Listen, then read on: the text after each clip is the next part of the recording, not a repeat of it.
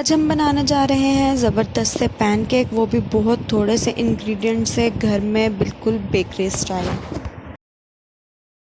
बहुत ही थोड़े से इंग्रेडिएंट से आप ज़बरदस्त सी रेसिपी ये घर में तैयार कर सकते हैं और अपने बच्चों को सर्व कर सकते हैं। चलते हैं रेसिपी की तरफ। बिस्मिल्लाहिर्रहमानिर्रहीम। यहाँ मैंने 2 अंडे ले लिए हैं। रूम टेम्परेचर पर आपने सारी चीज़ें लेनी है। अंडे भी हमारे रूम टेम्परेचर पे हैं। अब यहाँ पे मैं चीनी शामिल कर रही हूँ 5 टेबलस्पून भरकर। आप अपने टेस्ट के अकॉर्डिंग मीठा कम या ज़्यादा कर सकते हैं। 1 टेबलस्पून यहाँ पे मैंने ऑयल शामिल किया है। अब इन तमाम चीज़ों को हम अच्छे से मिक्स कर लेते हैं। इसको मैं हैंड विस्कर की मदद से ही विस्क करूँगी। तकरीबन 5 मिनट मैंने इसको विस्क करना है और इसका एक क्रीमी टेक्सचर बना लेना है। जब अंडे अच्छे से मिक्स हो जाएंगे, उसका क्रीमी सा टेक्सचर आ जाएगा, फिर आपने इसमें शामिल करना है मैदा। यहाँ मैं मैदा 9 टेबलस्पून मैदा शामिल कर रही हूँ छान कर, और हाफ़ टी स्पून यहाँ पे मैंने शामिल किया है बेकिंग पाउडर। इन तमाम चीज़ों को हम अच्छे से मिक्स कर लेते हैं और इसको मैं रेस्ट देने के लिए रख देती हूँ। इतने हम इसको रेस्ट देते हैं। आ जाते हैं अपनी चॉकलेट गनाश की तरफ। यहाँ पे पैन में मैंने पानी लिया है 1 कप पानी में मैं चीनी शामिल कर रही हूँ 4 टेबलस्पून।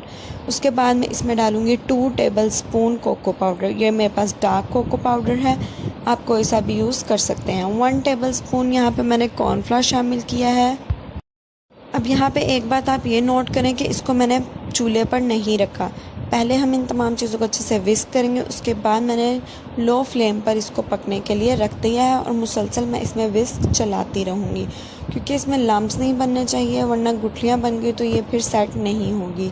वही नीम गर्म दूध ले लिया है मैंने 1/2 कप, और डेयरी मिल्क का मैं यहाँ यूज़ कर रही हूँ। आप कोई सी भी चॉकलेट जो आपको पसंद हो आप यूज़ कर सकते हैं।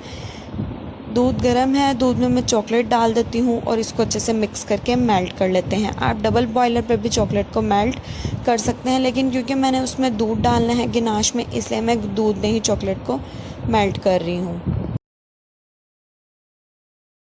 गनाश को मैंने तकरीबन 5 मिनट लो फ्लेम पे पका लिया है। उसके बाद मैं इसमें चॉकलेट शामिल कर रही हूँ, चॉकलेट मिल्क, और इसको भी हम अच्छे से विस्क करते रहेंगे और इसको थिक होने तक अब हमने पका लेना है।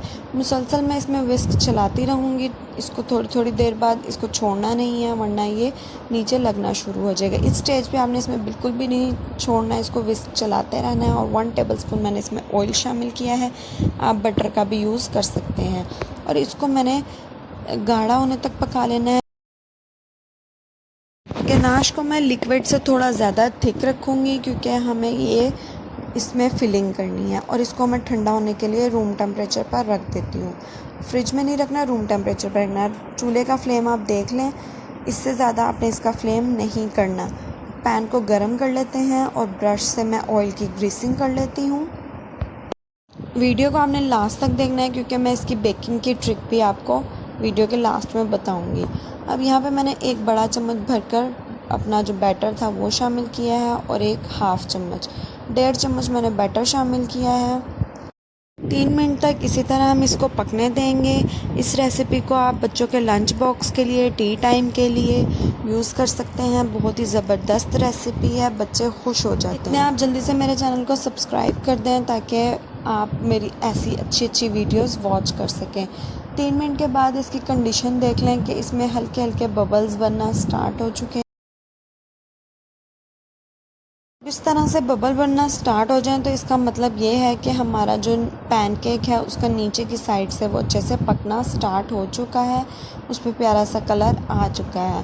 क्योंकि हमारा फ्लेम बहुत लो है, इसलिए हमने बहुत एहतियात से इसको चेंज कर लेना है, इसकी साइड चेंज कर लेनी है। इसका कलर देखें माशाल्लाह से बहुत ही प्यारा है। इसी तरह हमने सारे पैनकेक रेडी कर लेने हैं और इनको रूम टेम्परेचर पर आने देना है। पैनकेक भी हमारे रूम टेम्परेचर पर हैं और हमारी गनाश भी रूम टेम्परेचर पर है। बहुत ही खूबसूरत सा हमारा कलर आ गया है पैनकेक पे और बहुत ही ज़्यादा सॉफ्ट बने हैं।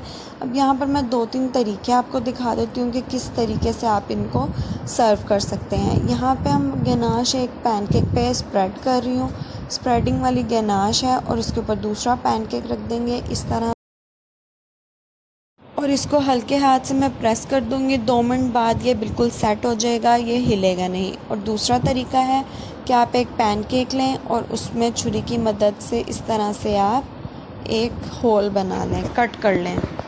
ये देखें, बहुत बड़ा आपने कट नहीं लगाना।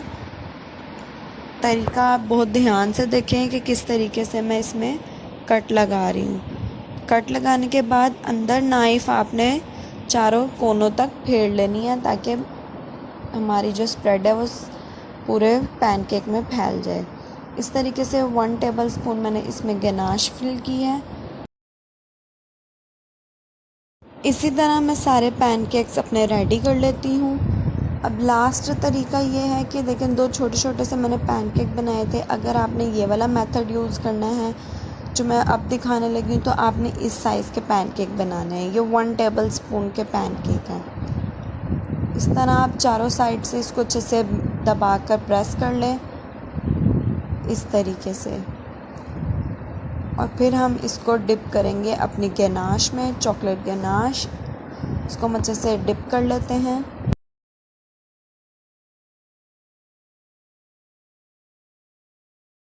चॉकलेट गनाश पैनकेक पे लगाने के बाद इसको भी आप 5 मिनट रखेंगे तो ये चॉकलेट पैनकेक पे सेट होना स्टार्ट हो जाएगी। अगर आपने इसको फ़ौरन सर्व नहीं करना तो आप इसको फ्रिज में भी रख सकते हैं, और जब सर्व करना हो तो उससे पहले आप इसको निकाल लें ताकि ये रूम टेम्परेचर पर आ जाए और हमारी चॉकलेट भी इसके अंदर सेट रहे।